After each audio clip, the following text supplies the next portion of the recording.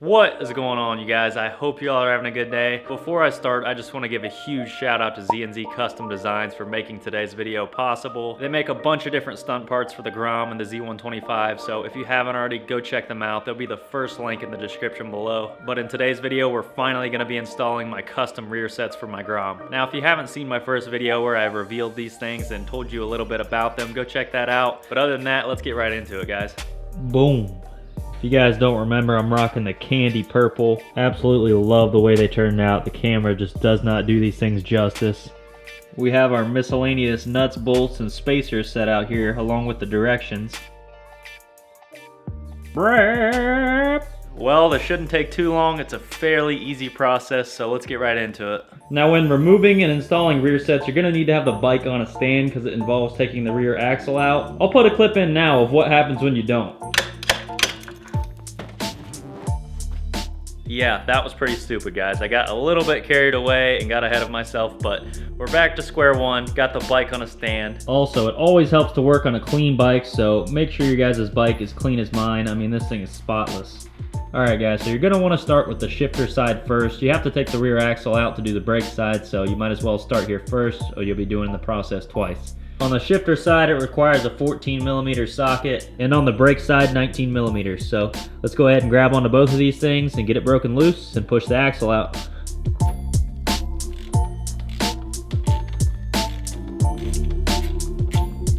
Now, when you go to push the axle out, I'm actually going to drive in this file that I found laying around. It would be better to find a smoother piece of metal that's a little bit smaller or the same size and diameter as the axle itself.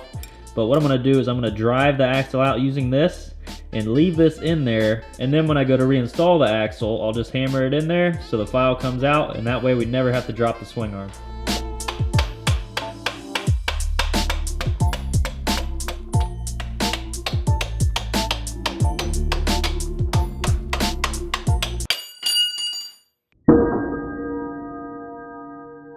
Next, go ahead and take this 12mm bolt out.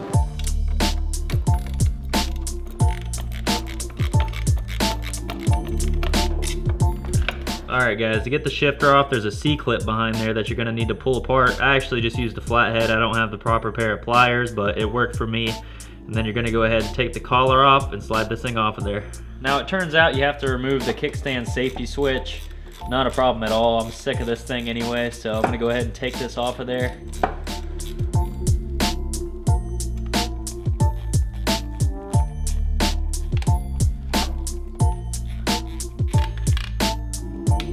Huh. Does that look right to you guys? We're figuring out all kinds of stuff today. Alright guys, so we got the kickstand safety mechanism off of here. So I'm going to go ahead and put this cover back on, then it's time to install the rear sets.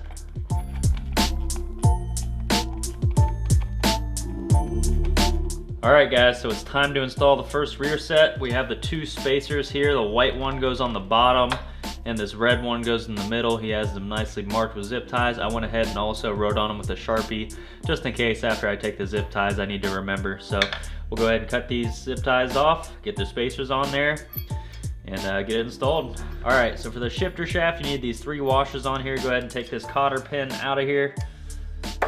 Now you don't have to deal with the C-clip, so we won't need to worry about that. Go ahead and get that slid on there.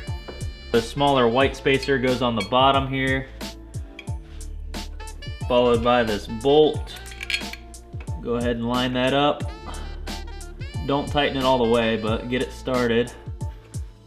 Now for the red spacer, goes on the top here, followed by the swing arm bolt itself. I know I've been calling it an axle, but call it what you want. That goes on next.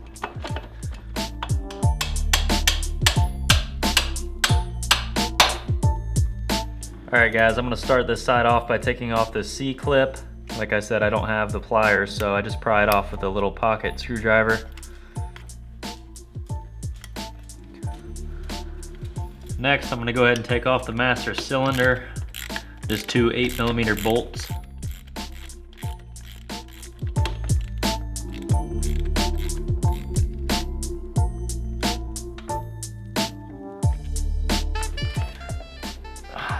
Diesel, I love you buddy, but you're in my shot. Thank you. Thank you for the kiss. Yep. Happy birthday. This is being a little bit of a pain, but it should just come off.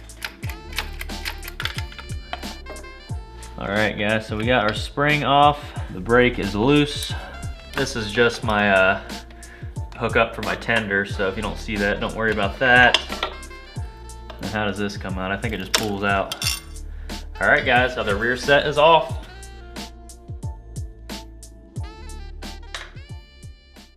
All right, guys, to install this rear set, the first thing you're gonna wanna do is to go ahead and put the brake lever on. And while you're doing that, go ahead and flip the master cylinder and get that on there. Go ahead and put the nuts on. And tighten those up all the way.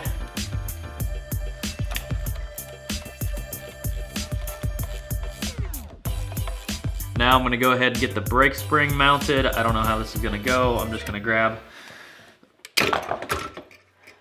That felt so good. I wanna do that again. All jokes aside, that really frickin' hurt. All right. So that's on there. Let's go ahead and drop this down here. I'm actually gonna bend the end of it a little bit. Perfect. Bend that back. And guys, I think we're actually good to go. So this small spacer goes here on the bottom. All right, guys, I'm gonna go ahead and put this other spacer in here while we still have the room. Tapping the axle a little bit. It's coming.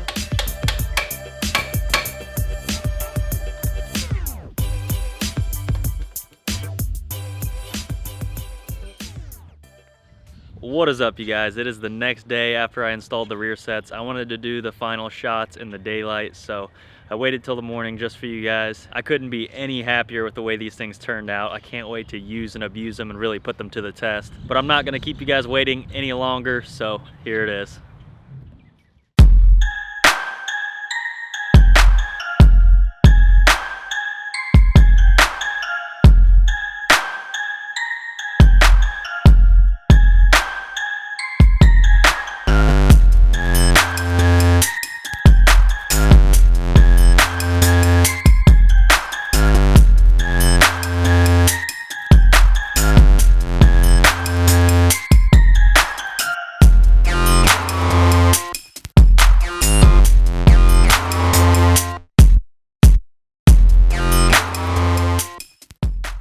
Well guys, that's gonna go ahead and wrap up today's video. I hope you enjoy these build series.